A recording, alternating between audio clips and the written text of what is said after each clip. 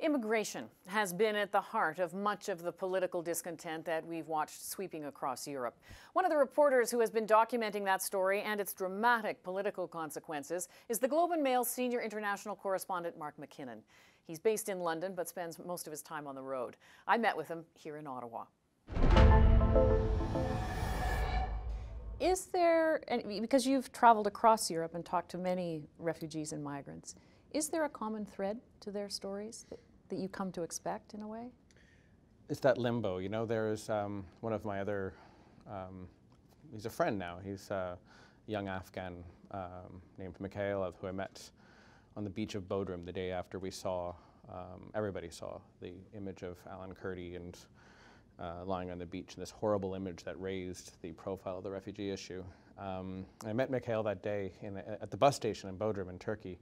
And I just, you know, he spoke nice English, he was a law school graduate, and so I asked him just to take pictures as he carried on his journey. And so he sent in photographs from the video of him making that terrifying crossing in a boat to Greece, and pictures as, you know, he and his sister and his brother-in-law and their baby were walking sort of along the railroad tracks to the Balkans. And when I saw him next, he was in Switzerland, and it looked like he'd been settled, and his sister had also reached Switzerland, and I helped connect them. And I thought, yeah, there's a happy ending on this one. And then a few months later, he went quiet on me, so I started sending him messages, you know, how's it going? And it turned out that he'd been arrested by the Swiss police and then deported because he'd been fingerprinted in Croatia. Therefore, he shouldn't have been, his case shouldn't have been considered in Switzerland, so he got sent back to Croatia. Then he decides not to stay there, so he starts walking again. Now he's made it to France, and he's got, like Naif, the same sort of 1-year permit to stay. Yeah, but you can feel the political mood changing in you know, both in Austria, where Naif is, but in France, where Marine Le Pen could, you know, very well become the president. Even if she doesn't, the discussion around immigrants and refugees has become so hostile that you can't help but think that his future is far from settled at this point. How did the election of Donald Trump change the conversation, or was it already there? It was already heading in a certain direction in Europe. We saw Brexit first, and we saw the rise of these far-right parties. But it has certainly given, for politicians like Marine Le Pen and others, this hope that somehow, that whatever the glass ceiling, or the appropriate metaphor in this case, has been smashed. So if America can take this great leap into the unknown, why shouldn't France? Why shouldn't Hungary? Let's carry this wave forward. Let's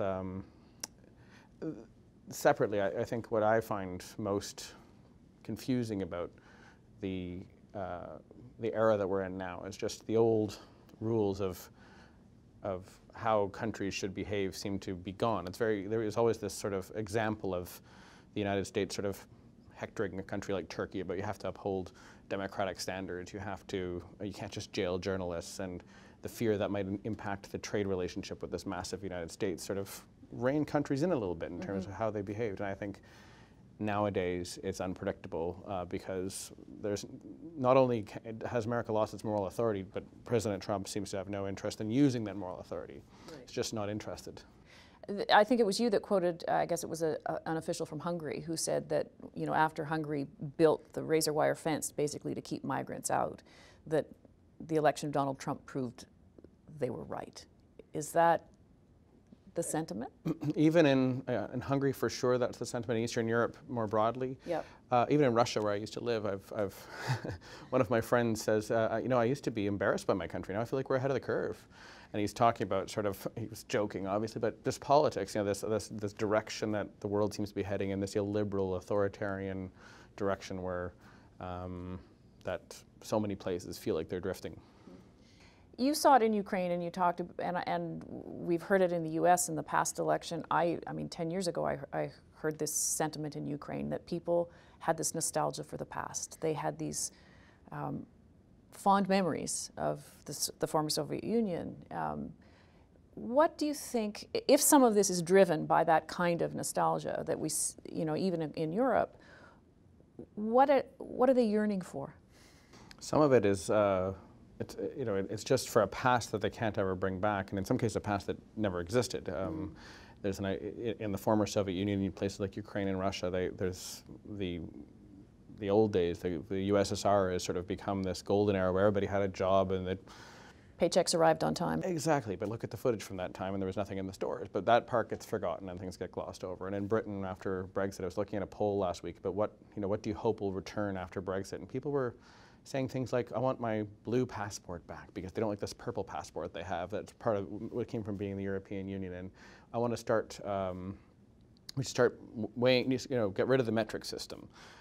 Just all these symbols of progress which they have attached to this feeling that somehow this world that they're in, they didn't vote for, they didn't choose it. They didn't choose to live in Middle England when the person who pours the coffee is Polish and the person who fixes the car is from India. And they're just looking for any way to sort of somehow undo the last few decades, which obviously just can't be done. One commentator in Britain was talking about this and sort of referring to what he called the decline of liberalism, but also said that he didn't think liberals had confronted prejudice so much as just suppressed it. Fair enough. And I think liberals will have a lot of... In the broad sense of that word. Yes, sorry. Liberals, those who hold liberal ideas and thought, they lost track of what half the country, and as we're seeing in the United States and Britain, how they're being affected by the application of these principles. And they lost touch with a little bit of where they were. And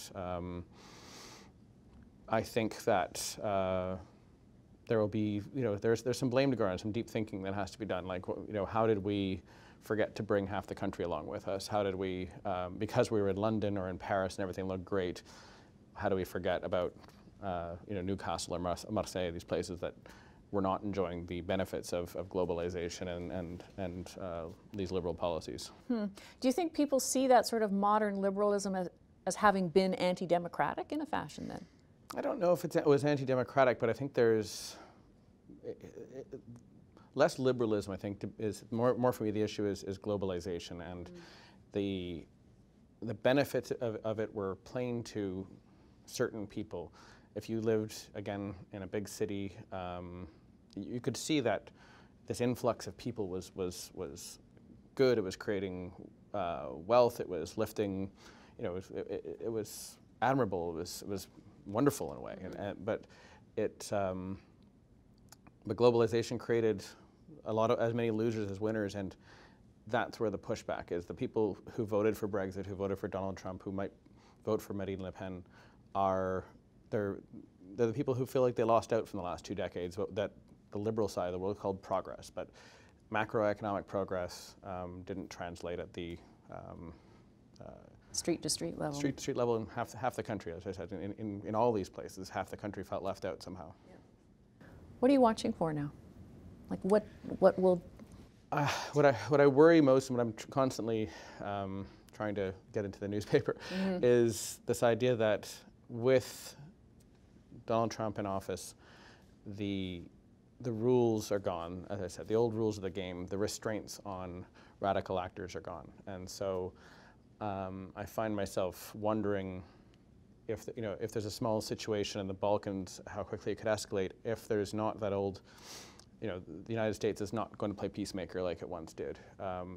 In Ukraine, you see sort of an escalation of violence, and you don't see the same strength of statements from the Americans that I think we took for granted for a long time, the role that the United States played as a stabilizing force, and I think that stabilizing force is gone. So I'm quite concerned. The historian Margaret Macmillan called it an age of instability that we're in, and I think that's a very good description of it. Do you think Canadians are too complacent about it?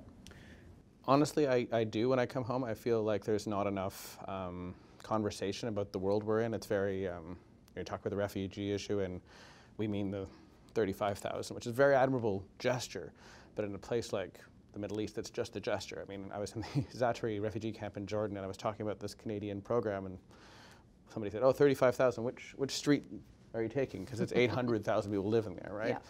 Yeah. And yeah, we feel we have the luxury of geography that it's not as present. We also don't have this bloody history that every European is right now thinking about. So yeah, we are a little bit detached from the rest of the world, and I'm not sure that's helpful. Mark, thank you. It's really good to talk to you. Thank you very much.